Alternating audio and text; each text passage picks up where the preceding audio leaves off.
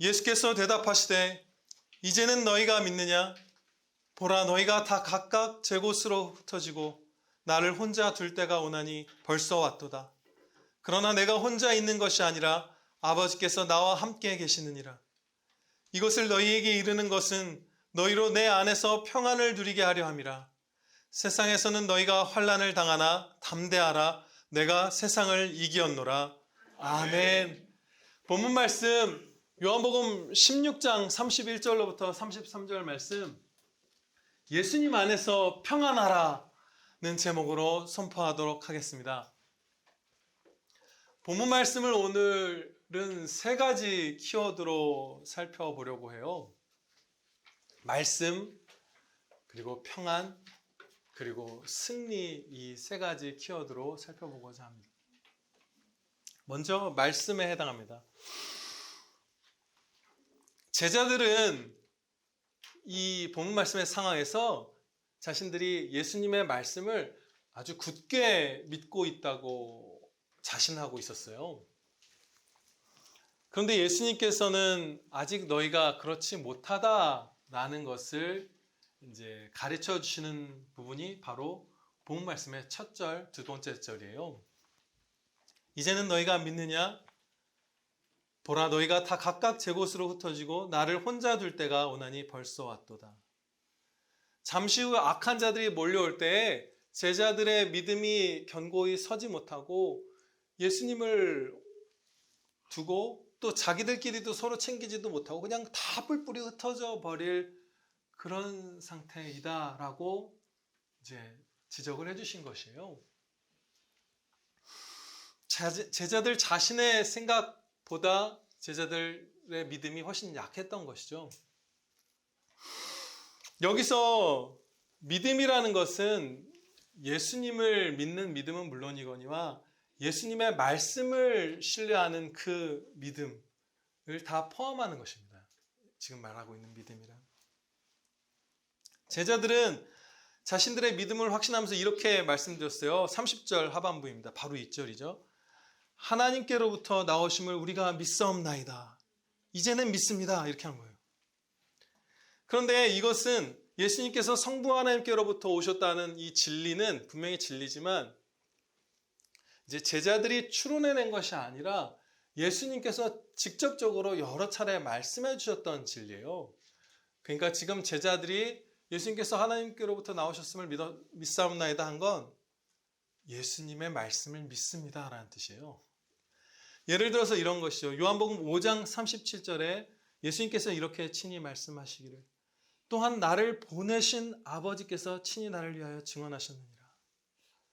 이와 같이 제자들은 예수님께서 계속 해주셨던 그 말씀, 하나님 아버지 성부께로부터 내가 왔다는 그 말씀을 이제 믿습니다 라고 고백했던 것이에요.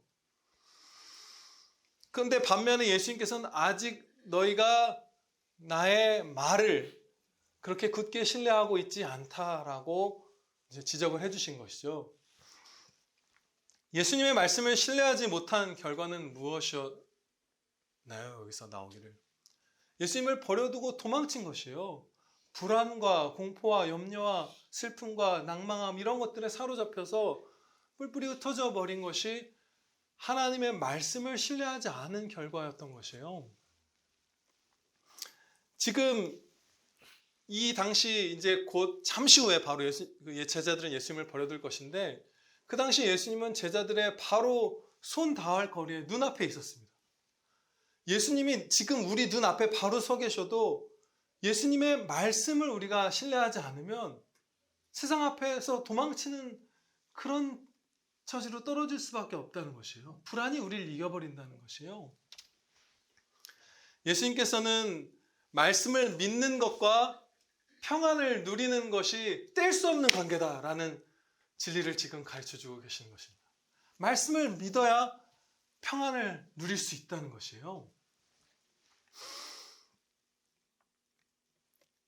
우리도 마찬가지죠. 예수님께서 손 닿을 거리에 있는 것보다 어떤 면에서 더 좋다고 말씀하신 성령께서 내주하시는, 특별히 이 신약시대에 풍성히 역사하시는 그 오순절 이후에 그 신약시대의 백성이 바로 우리 각 사람이잖아요. 우리도 똑같이 경험하는 것이죠. 예수님의 말씀을 믿을 때에는 우리가 담대하고 평안하고 행복하지만 주님의 말씀을 신뢰하지 않을 때는 성령께서 지금 나와 내 영혼에 그야말로 가득히 함께 계심에도 불구하고 우리가 염려하고 세상 앞에 두려워 떠는 것이에요. 말씀을 믿는 것과 평안이 그야말로 뗄 수 없는 하나인 것이에요. 네, 아멘입니다. 여기서 우리가 잠시 기억하고 가야 할 것은 성경 말씀을 듣고 믿고 순종하려고 할 때 성령께서 도와주셔서 그 일을 반드시 이루어주신다는 사실입니다. 네, 우리가 조금씩 더 순종하고 애쓰고 믿고 의지하고 기도하면 누구든 예외 없이 이 평안한 단계에 이를 것이에요. 지금까지 살펴본 대로 평안은 하나님의 말씀을 믿는 데서부터 비롯됩니다. 말씀을 믿지 않는 자에게는 예수님이 눈앞에 계셔도 불안이 있는 거예요. 그렇죠? 성령께서 내주하셔도. 이제 성도에게 주시는 참 평안에 주목을 하도록 하겠습니다. 예수님께서 이렇게 말씀하셨어요. 이것을 너희에게 이르는 것은 너희로 내 안에서 평안을 누리게 하려 함이라. 참 평안은 오직 예수님 안에만 있다는 것이에요. 그럼 우리가 예수님 안에 거하려면 어떻게 해야 되나요? 말씀을 듣고 믿고 순종하고 주님 사랑하고 주님께 영광 돌리고 감사드리고 죄를 회개하고 우리가 아는 신앙생활 그 자체죠. 성경에서 배운 그 신앙생활을 열심히 하면 주님 안에 거하는 것이에요. 그러면서 평안을 누리게 되는 것이죠. 담대함까지 어느 정도의 평안을 넘어서는 아주 강한 용기까지 갖게 되는 것이에요. 예수님 안에만 평안이 있다는 사실을 성도들이 믿지 않을 때가 이렇게 종종 있는 것 같아요. 저도 안타깝게도 그랬던 시기들이 종종 있어요. 평안이 예수님 안에 있다. 예수님 안에만 있고 예수님 안에는 반드시 있다. 이 진리를 믿지 않았던 그런 안타까운 시절도 있어요. 여러분들도 그런 경험들 대부분 있으실 거예요. 이런 불신앙 때에 우리는 우리 외부에서 주님 밖에서 우리의 평안을 찾으려고 하죠. 그런데 예수님께서는 지금 평안에 대해서 말씀을 약속의 말씀, 예언의 말씀, 가르침을 주시면서 이렇게 말씀하시지 않았어요. 장차 맛있는 음식과 포도주를 넉넉하게 주어서 평안을 누리게 해주겠다. 이런 말씀 안 하셨죠. 그렇죠?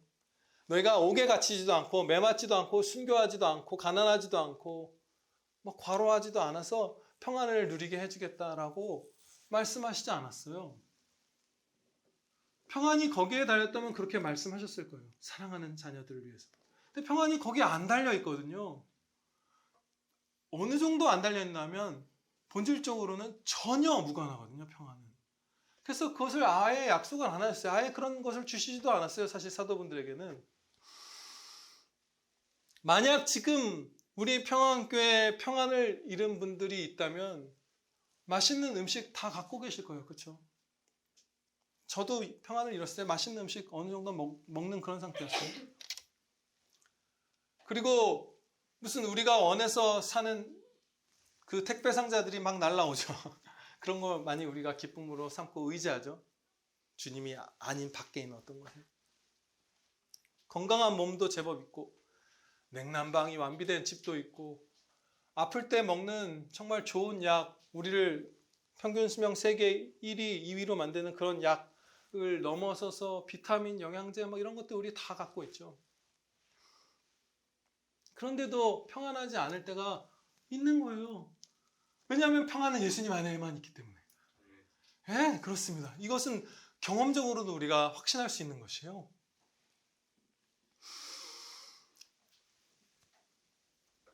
예수 그리스도께서 우리 대신 십자가를 지심으로 말미암아 우리가 하나님과 화평케 되고 원수에서 하나님의 자녀가 되고 그 구원 안에서 주어지는 모든 은혜들, 특히 주님을 기뻐하고 찬양 드리고 높이고 즐거워하는 그 은혜들로 우리가 차오를 때에만 우리는 평안해질 수 있습니다. 이것이 예수님께서 가르쳐주시는 참 평안의 실체예요.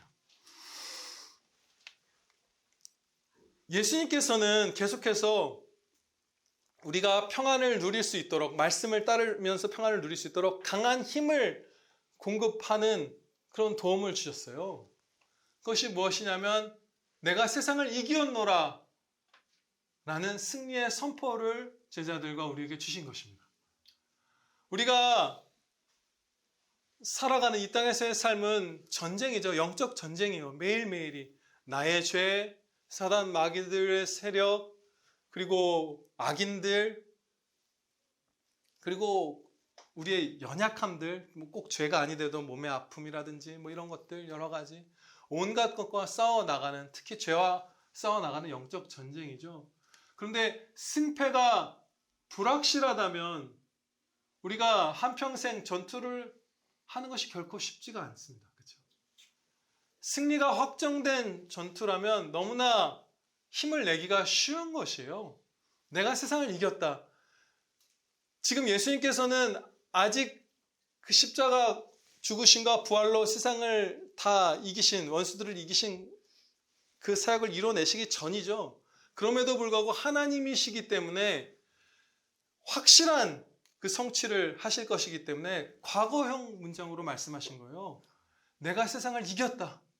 아직 십자가를 지시기도 전인데 그렇게 말씀하신 거예요. 그리고 머리이신 예수님의 승리는 몸인 우리의 승리가 되고, 아멘입니다. 그리스도의 승리는 그리스도인의 승리가 돼요. 그래서 우리가 확정된 승리 가운데에 내 안과 밖의 죄악의 세력들과 싸워 나가며 평안도 누리고 주님께 영광을 돌리는 것입니다. 그것이 우리를 격려하시는, 말씀 순종하여 평안을 누리는 것을 격려하시는 승리의 선포예요. 여기서 세상이라는 것은 더 설명할 필요가 없겠죠. 그러나 조금 우리가 세상이라고 생각하지 못하는 것 가운데는 마귀들, 악인들 이런 것뿐만 아니라 이 부패한 세상의 체제나 법이나 구조나 이런 것들도 다 우리가 포함될 것이에요. 그런 것들이 우리를 짓누르지 못해요. 그런 것들이 우리를 넘어뜨리지 못하고 주님을 따르는 것을 방해하지 못해요.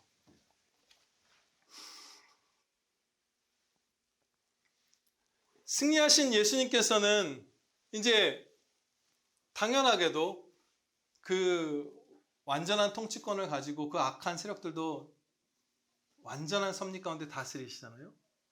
그래서 어떤 일이 벌어지냐면 이 악의 세력들은 패배가 확정되었지만 조금의 반란을 일으키는 것이죠. 조금 이렇게 남아서 이렇게 불뚝불뚝대는 그런 세력에 불과한 것이에요. 그런데 예수님께서는 그들의 악의를 완전한 섭리 가운데 사용하셔서 우리를 연단하셔서 천국에 적합한 자로 만드시는 데 사용하십니다. 그놈들 입장에서는 제일 열받는 일일 거예요.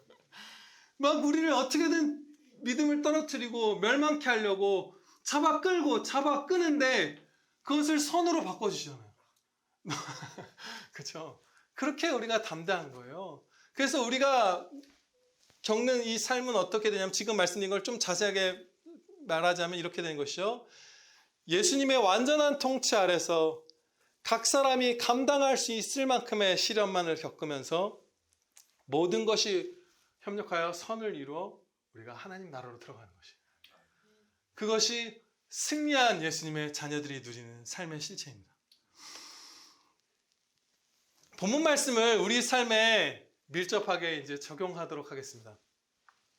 첫째로 우리를 구원하고 온전케 하고 능력을 공급하는 성경의 충족성을 확신하는 것입니다. 우리를 구원하고 온전케 하고 하나님의 자녀답게, 그리고 모든 착한 일을 행할 능력을 공급하는데 부족함 없는 그 성경의 완전한 충족성을 확신하는 것이에요. 예레미야 선지자는 이방인들뿐만 아니라 같은 그 이스라엘 백성들에게도 막 미움을 샀어요. 하나님의 말씀을 바르게 선포한다는 이유로 미움을 사서 막 무슨 나무에 목이 이렇게 막 묶이고 막 이런 장면들 나오거든요. 제사장의 명령으로, 그것이 이방 왕의 명령이 아니라 아주 고통스러웠죠. 그래서 이 예레미야 선지자는 자신이 태어난 그 출생의 날 생일을 막 저주하였어요. 내가 엄마 태 속에서 죽어버렸으면 좋았을 텐데, 막 그렇게 외치면서 이렇게 끝에 말합니다. 어찌하여 내가 태에서 나와서 고생과 슬픔을 보며 나의 날을 부끄러움으로 보내는고 아니라. 이게 예레미야 20장 18절 말씀이에요. 엄청난 것이죠. 그야말로 사산되어 버렸으면 좋았겠다. 그것을 막 반복해서 얘기해요. 정말 못 견디겠는 거예요. 같은 나라, 같은 교회 백성들에게, 그 형제들에게 하나님의 말씀을 선포한다는 이유로 쇠고랑을 차고 죽임이 당할 위협을 받고, 그러니까 그렇게까지 됐던 것이에요. 그러면 하나님께서는 이 예레미야를 위로하시기 위해서 무슨 세력을 붙여주실 수도 있고, 그렇죠? 아니면 그 하나님의 능력으로는 가능하니까 무슨 마법권 같은 거, 그런 걸 주실 수도 있죠. 우리가 바라기는 막 정말 뭐든 무찌를 수 있는 그런 무기를 주셔야 할 것 같기도 하고. 근데 무엇을 주셨냐면 말씀 주셨어요. 예, 말씀을 주셨어요. 본문 말씀 33절에 주목하겠습니다.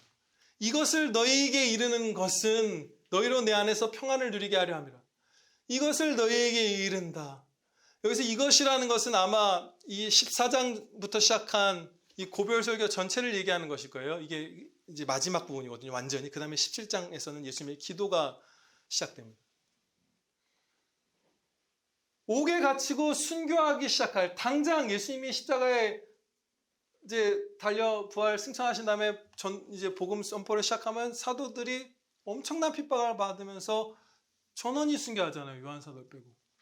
그 큰 핍박을, 예레미야보다 더 심각한 핍박을 당할 사람들에게 평안을 주기 위해서 내가 설교하노라 이렇게 말씀하신 거예요. 내가 이것을 너희에게 이르는 것은, 내가 너에게 말씀을 주는 이유는 너희를 평안케 하고 담대케 하기 위함이라고 하신 거예요.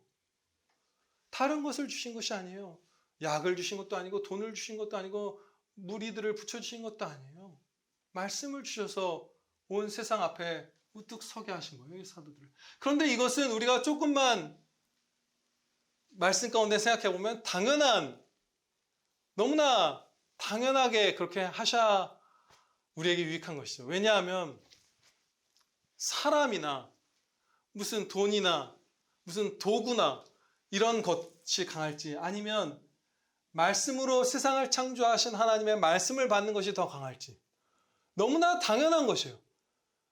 말씀이 훨씬 강하다는 것, 말씀이 능력이 있다는 것, 말씀이 우리를 살린다는 것은 우리가 하나님의 말씀 전체를 부인하고 신앙을 버리지 않는 이상 너무나 명백하게 우리 안에서 납득이 되는 논리예요.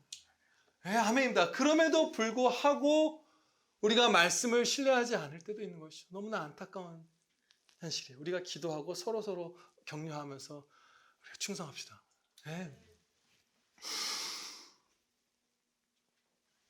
성경의 이 구원과 온전케 함과 선한 일을 행할 능력을 공급하는 이 충족성을 디모데 후서 3장 15절로부터 17절에서 말씀해 주시는데요. 같이 펴보시겠습니다. 345페이지입니다. 신약성경. 신약성경 345페이지. 디모데 후서 3장 15절로부터 17절 말씀입니다. 제가 봉독하겠습니다. 또 어려서부터 성경을 알았나니 성경은 능히 너로 하여금 그리스도 예수 안에 있는 믿음으로 말미암아 구원에 이르는 지혜가 있게 하느니라. 모든 성경은 하나님의 감동으로 된 것으로 교훈과 책망과 바르게 함과 의로 교육하기에 유익하니 이는 하나님의 사람으로 온전하게 하며 모든 선한 일을 행할 능력을 갖추게 하려 함이라. 아멘. 구원과 온전케 함과 능력을 구비하는 데 있어서 성경이 완전한 충족성을 갖고 있는 것이에요. 이 말씀은 우리의 원수들이 특히 더 미워하는 몇 가지 성경 말씀들 가운데 하나입니다. 너무나 우리에게 소중한 말씀이기 때문에요. 그래서 이것을 번역을 왜곡해서 헬라어를 이렇게 이상하게 번역을 해서 훼손하려는 시도가 여러 번 있었어요. 우리말 성경 가운데 제가 찾아본 건 그렇게 번역된 걸 못 봤지만 영어 성경 같은 경우는 우리보다 성경 역사가 훨씬 오래됐잖아요. 우리는 막 1900년대 들어서 막 대부분 번역된 거니까.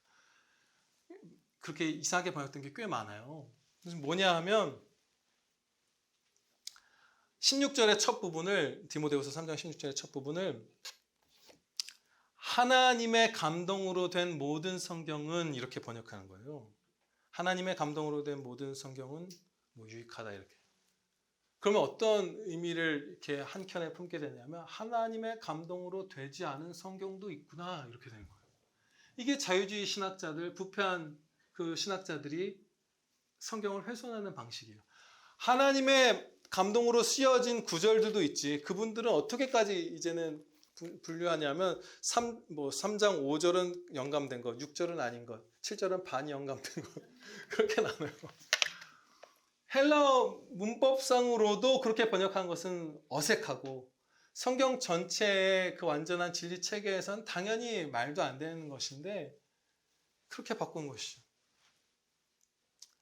그런데 모든 성경은 하나님의 감동으로 된 것이고 다 하나님께서 쓰신 하나님의 말씀이고 이것은 우리를 온전케 하고 능력을 주고 구원하는데 부족함이 없다. 완전하다. 이것이 이 디모데후서에 기록된 진리예요. 하나님의 말씀인 성경을 신뢰함으로 여러분 평안에 이르시기를 축원합니다. 네. 두 번째 적용은 우리가 이 땅에서 다수가 아닌 소수에 속하지만 염려하지 말고 말씀 따라가면서 평안을 누려야만 합니다. 지금 예수님께 평안하고 담대하라는 이 설교를 듣는 이 사람들은 세상의 눈으로 보면 가난한 11명에 불과해요. 그렇죠? 나중에 한 명의 사도가 다시 보충이 돼서 12명이 되겠죠? 그냥 가난하고 배우지 못한 어부들 이런 분들인 거예요. 그리고 적은 온 세상이죠. 그야말로. 이스라엘 안과 밖에. 예루살렘 초대교회에 부흥을 주셨던 것을 우리가 사도행전에서 다 봐서 기억하고 있습니다. 우리가 다 잘 알고 있죠. 베드로 사도의 설교로 남자 성도만 하루에 막 3,000명이 회심하고. 그러면 그 당시 예루살렘 교회는 다수였는가? 주류였는가? 힘을 가지고 있었는가? 그 사회 내에서? 그렇지 않아요. 사도행전 8장 1절에서 그 사실을 배울 수 있습니다. 그날에 스데반 선생님이 순교한 날을 뜻한 거예요. 맥락상. 그날에 예루살렘에 있는 교회에 큰 박해가 있어 사도 외에는 다 유대와 사마리아 모든 땅으로 흩어지니라. 그 부흥을 확 시작해서 막 몇천 명씩 성도가 늘어가던 그 교회가 그래도 약한 것이었어요. 그들보다 원수가 더 힘이 세고 더 많았던 거예요. 교회 역사상 뭐 어떻게 보면 비할 수 없는 최대의 부흥, 그 오순절 성령 강림으로부터 시작된 그 엄청난 부흥의 때에도 교회는 소수였고 원수들이 괴롭힐 때 도망쳐야 살 수 있는 그런 상태였어요. 근데 물론 여기서 흩어진 분들은 흩어져서 신앙을 버린 게 아니라 막 사마리아 여러 곳에서 쫙 전도하기 시작합니다. 그것이 성경에 기록되어 있어요. 승리자인 거예요. 계속 살펴보겠지만 승리자의 두각을 핍박 가운데서 항상 나타내는 것이에요. 교회는 항상 불신자 수보다 적었어요. 교회사 가운데. 그렇죠? 아담과 아벨 이래로 정말 참 성도가 더 지배적이고 많았던 날이 언제 있을까? 노아 홍수 이후에 노아의 가족들이 남아있을 때 그랬겠네요. 잠시. 그리고 없어요. 항상 우리의 원수들이 더 강하고 더 많습니다. 우리는 소수예요. 그야말로 세상 전체로 보면 이상한 말들 외치는 그런 사람들이에요. 이상한 것 따라 사는 야만적인 사람들, 계몽되지 않은 사람들, 비이성적인 사람들. 여러분들이 받는 사회에서 시선이 그런 것들이 분명히 많을 거예요. 그렇죠?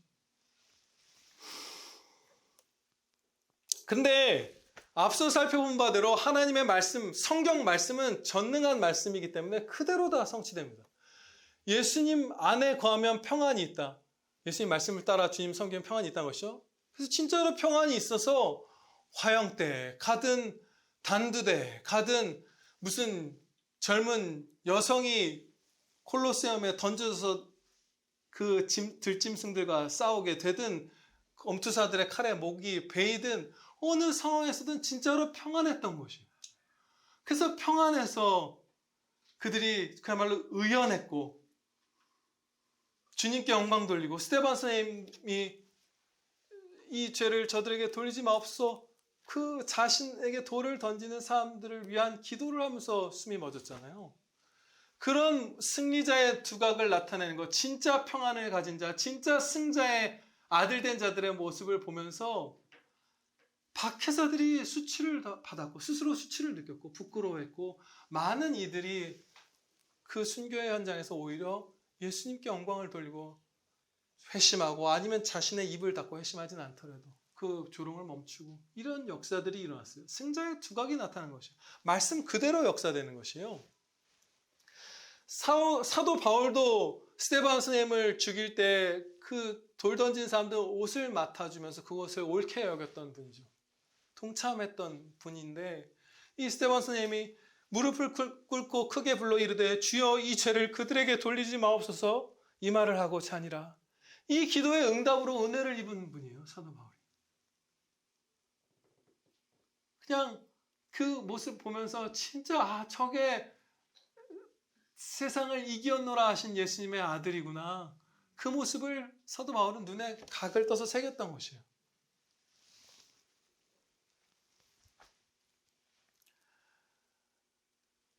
피조물에 불과한 사람이나 무슨 돈이나 물건이나 이런 것들이 우리의 전부거나 중요한 것이라면 우리에겐 평안은 없을 거예요. 너무 비주고 소수고 지금 대한민국에서 우리가 그래도 비교적 평안 가운데 살지만 교회 역사를 보면 거의 성도들 항상 핍박받아 왔잖아요. 근데 그게 아니라 하나님이 저와 여러분의 전부이시기 때문에 우리의 평안은 그런 외부적 상황에 좌우되지 않고 항상 유지되는 것이에요. 주님의 말씀을 신뢰하고 따르기만 하면 어떤 상황에서도 항상 평안이 있는 것이에요. 때로는 우리가 교회 안에서도 소수인 듯한 그 처지에 처하기 쉽습니다. 교회 안에도 성경의 진리가 아닌 세상의 말들이 많이 들어와 있어요. 그것은 21세기 대한민국 우리 한국교회를 얘기하는 것만이 아니라 교회사 가운데 항상 배교의 길로 나아가는 교회들이 많이 있었고 그들이 더 다수일 때도 정말 많았어요. 교회 역사 가운데에서. 스펄전 목사님 여러분들 너무 잘 아시죠? 많은 얘기를 제가 나눠드렸죠. 정말 사랑스러운 분인데 너무나 신실하고 가장 교회사 전체를 통틀어 가장 탁월한 설교자로 꼽히는 분이 바로 그분이에요. 그래서 그분이 설교할 때는 그 당시 예배당이 5,000명 이 정도 들어가는 거 크게 증축한 게 그 정도였다고 하는데 지금하고는 여건이 좀 달랐겠죠. 막 5만 명 들어간 스타디움 짓고 이런 거 할 수는 없으니까. 아무튼 최소 5,000명 이상 이제 사역 어느 시기에 접어선 다음부터 매주 이제 예배를 드렸던 그 교회의 목사님이었어요. 그 당시 인구도 굉장히 적었죠. 1800년대니까 지금보다. 지금으로 쳐도 10,000명, 20,000명 이렇게 넘는 그런 교회인 거예요. 대충 느낌이.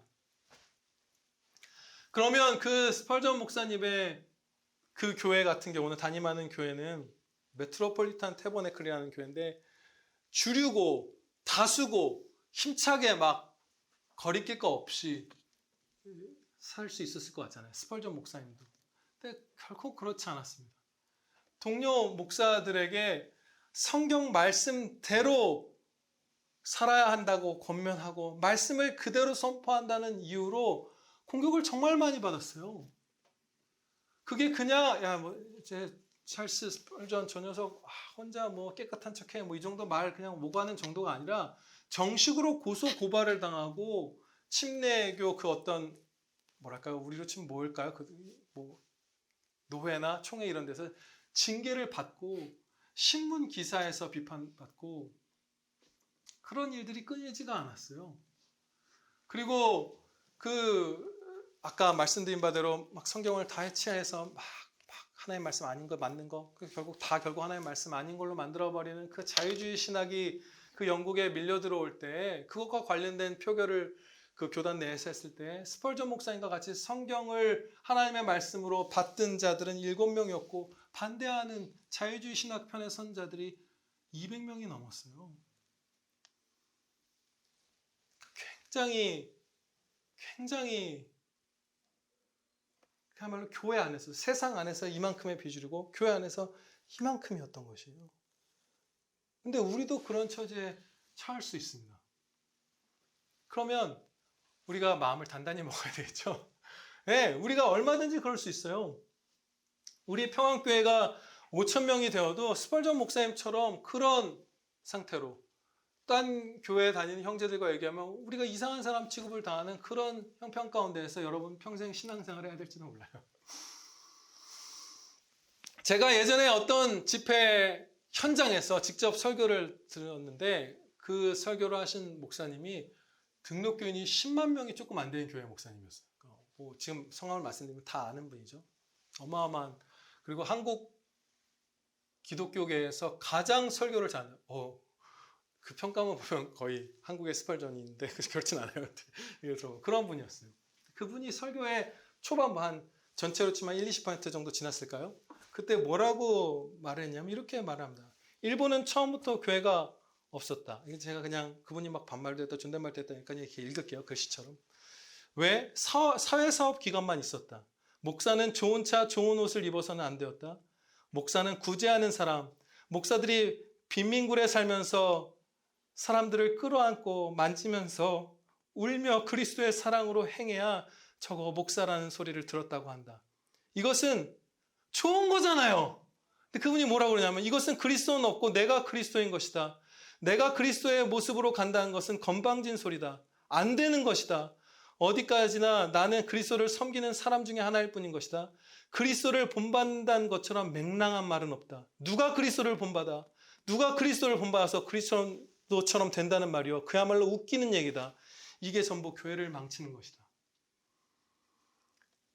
이게 이상한 교단도 아니고 장로교 내에 있는 등록교인이 거의 10만에 육박한다는 교회 목사님이 한 설교예요. 지금도 영상이 남아있어요.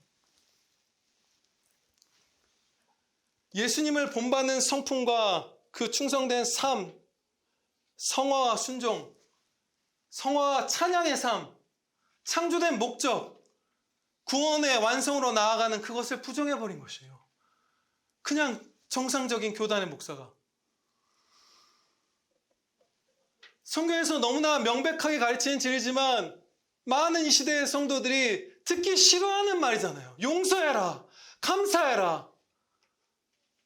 너희가 받은 것은 지옥보다 좋은 것은 다 십자가 은혜로 받은 은혜이다. 네가 행한 바의 죄의 삭신 사망보다 다 좋은 것이다. 이런 거 듣기 싫어하잖아요. 핍박받을 것이다. 경건하게 살려 하면. 세상에 미움을 받는다. 아니요, 난 세상에 칭찬받고 싶은데 내가 높아지고 싶은데요. 주님이 아니라. 싫어하잖아요. 그래서 그들의 귀를 긁어주는 거예요. 성화될 필요 없다. 순종할 필요 없다. 찬양의 삶을 살 필요가 없다. 그러면 다음으로 이어지는 설교의 내용은 무엇을 뒷받침하려고 했을까요? 당연히 성화되라, 순종해라, 영광 돌려라는 것이 성경 전체의 가르침이기 때문에 성경 별로 안 봐도 된다는 걸 가르치겠죠. 그분이 그것을 이제 가르치기 시작했어요. 카타콤의 성도들은 이 집이 귀찮아, 화려한 것 싫어, 지상 세속적인 게 싫어서 땅속으로 들어가서 편안하게 살며 찬송 부르며 기도하고 살다가 죽었다. 지금 그들의 카타콤에 갔던 성도들의 신앙 아주 신실한 분들이죠. 찬송과 기도만 언급한 거예요. 말씀을 뺀 거예요. 그리고 교회 원조는 그들 카타콤이다. 다음에는 수도원이다. 산속에 짓고 기도하다가 내려오고 하였다. 또 말씀을 빼버렸죠. 제일 중요한 것이 말씀인데 성경 공부하고 하는 지금 형태의 교회는 얼마 되지 않았다. 300년도 안 되었다. 거짓말이에요. 저희가 배우는 너무 요즘 시대에 어떤 성경 공부 교재도 따라갈 수 없는 밀도와 깊이를 가진 웨스트민스터 신앙고백서 같은 게 벌써 400년이 되었고 500년 전에 성도들도 오늘로 치면 한국 교회에 행해지는 설교의 분량으로 2배, 3배고 내용의 밀도로는 4배, 5배에 이르는 설교들 들으면서 신학 박사님처럼 살았어요. 완전히 거짓말이죠. 베드로 성당을 보면서 예배 안 드린 것을 비판하면 안 된다. 만민의 기도하는 집이다. 기도하는 교회이다. 모여서 교제하고 성경 공부하는 교회는 얼마 되지 않았다. 예전의 교회의 형태가 천국지향적인 것이다. 성경 공부하는 교회는 천국지향 안 한다는 거예요. 말씀에서 성화하라고 하니까, 순종하라고 하니까, 주님만 높이라고 하니까, 그거 공부하라고 하면 성도들의 그 정욕을 만족시킬 수가 없잖아요. 그래서 성경 공부하라고 하는 요즘 교회 얼마 안 된 거고, 원래 교회는 찬송하고 기도만 했고, 그게 천국지향적인 것이야라고 거짓말을 하더라고요. 그리고 기괴할 정도의 말을 한 것이죠. 정말 기괴할 정도의 말을 한 거예요.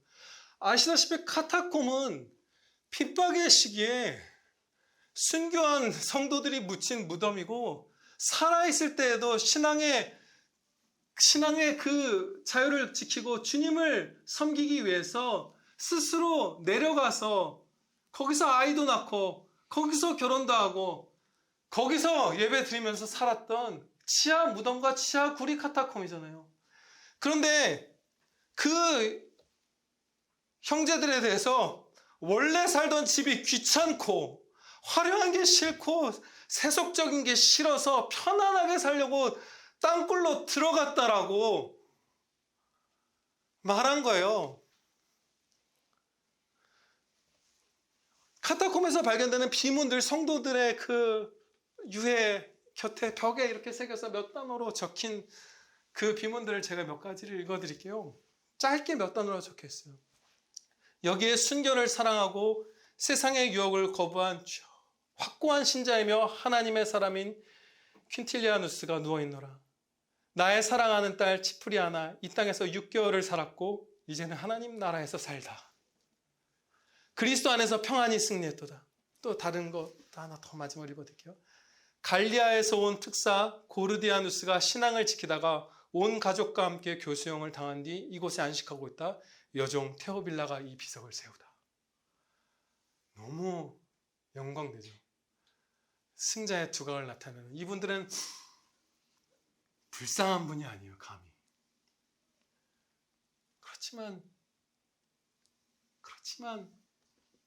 그렇지만 이분들이 세상 화려한 게 싫고 귀찮아서 좋아서 편하게 살려고 땅굴로 들어갔다라고 이단이 아닌 교회의 목사가 얘기하고 그 교회로 5만, 6만, 7만, 8만이 모이는 게 한국 교회 현실이라는 거예요.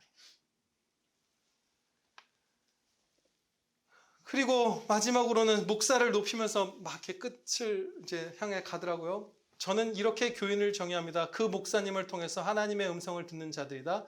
그 목사라는 건 이제 부흥에 와서 강사로서 담임 목사님을 띄워주려는 거예요. 그 목사, 당신들이 속해 있는 담임 목사에게서 말씀을 듣는 게 교인이고 그 교회에서 기도 응답을 듣는 사람이다. 이게 교인의 정의다. 이렇게 말하는 거예요. 그럼 계속 그 담임 목사 따라서 그 교회에 모이라는 말을 계속해요. 그 목사의 권위를 막 높이는 것이죠. 그리고 마지막 설교 끝에 이렇게 외쳤습니다. 누구나 이 교회에 나올 때마다 그리스도를 만나고 체험하고 강하게 느껴야 됩니다. 그러면 모든 문제가 해결이 됩니다. 주님의 임재하심의 분위기를 느낄 수만 있다면. 우리의 문제가 성경 공부 안 하고 주님을 분위기로 느끼면 다 해결됩니까? 너무나 편한 말이죠. 음악 잔잔히 깔아놓고 조명 틀어놓고 막 연주자도 앞에 서서 밴드가 그럴싸하게 연주하고 촛불도 켜고 관상기도도 하고 주님의 임재를 우리 나름대로 임재했나 보다 하고 느끼면 우리의 모든 문제가 해결되는 것이 아니잖아요. 그렇죠? 말씀을 듣고 믿음은 들음에서 남이라. 행동은 지식에서부터 나요. 지식을 우상화하면 안 되지만 들어야 하는 것이에요. 배워야 행할 수 있는 것이에요. 말씀 그 주님의 뜻대로 듣고 따라 살려고 애를 쓰고 발버둥 치고 회개하고 도우심을 간구 드리고 피 흘리기까지 싸우면 모든 문제가 해결될 것입니다라고 했으면 괜찮아요. 주님이 임재하심의 분위기를 느끼면 다 좋습니다. 그런데 제가 경악했던 것은 그거예요. 그 설교가 끝났는데 막 박수면서 다른 그분이 사역하는 교회가 아닌데 다 너무 좋아하는 거예요. 사역자들도.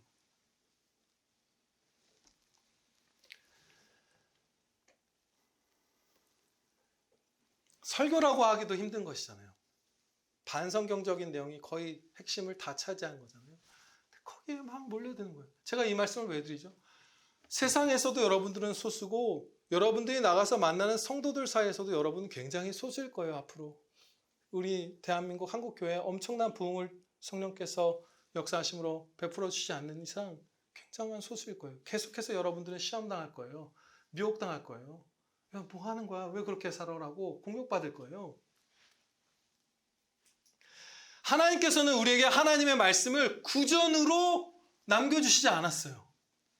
불변하는 기록된 성경으로, 책으로 우리에게 남겨주셨어요. 그리고 번역본만 보존되게 하신 것이 아니라 구약의 히브리어, 아람어, 그다음에 신약의 헬라어, 이 원문들이 다 보존되도록 섭리하셨어요. 그래서 언제든지 그 누구도 그 이 불변하는 기준에 그 하나님 앞에 심판대 앞에 서게 되는 거예요. 저의 설교도 하나님의 말씀 이 성경 앞에 서게 되고 여러분들의 생각도 이 성경 앞에 서게 될 것이고 다른 목사님들의 설교도 이 성경 앞에 서게 될 것이고 다른 성도들의 판단도 다 그들의 말도 이 성경 앞에 서게 될 것이에요. 제가 이 말씀을 드리는 것은 기쁨 가운데 드리고 있습니다. 이 사실은. 그것은 여러분들이 이제 앞으로 신앙생활을 해나가면서 아무리 소수고 예레미야처럼 제사장들에 의해서 착고에 붙들릴 그런 형편이 되어도 저 사람이 맞는지 내가 하나님 안에 있는지 내가 순종하고 있는지 저 사람이 불순종하는지 순종하는지 그것을 확실하게 알 수 있다는 것이에요. 성경이 있기 때문에 누구든 이 앞에서 점검받는 것이에요. 다 우리는 답을 찾을 수가 있어요. 조금만 우리가 깨어있고 성실하고 순종하고자 하기만 한다면.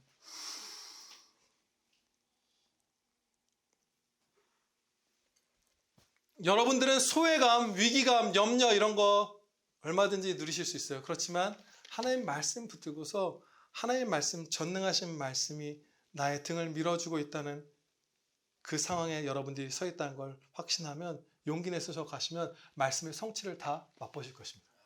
예. 마지막 세 번째 적용은 용감하게 성경대로 사는 것입니다. 신앙의 전투를 회피하고 세상의 눈치를 보는 사람, 세상에서 아무리 많은 건 들어도 평안이 없어요. 그렇지만 이 신앙의 전투를 치러 나가는 사람에게는 반드시 평안이 있습니다. 기도드리시겠습니다. 아버지 하나님, 저희를 불쌍히 긍휼히 여겨주시며 하나님의 말씀 따라 저희가 살아가며 30배, 60배, 100배의 풍성한 열매 맺게 하여 주시옵소서. 아버지 하나님, 저희에게 굳건한 믿음 주시고 저희가 하나님 더욱더 온 마음 다해 사랑하게 하여 주시며 성령님의 조명하심과 그 모든 보살피심과 감동 감화하심 가운데 저희가 순종하며 하나님 말씀 굳게 믿고 평안을 다 맛보게 하여 주시옵소서. 우리 구주 예수 그리스도의 이름으로 기도하렵나이다. 아멘.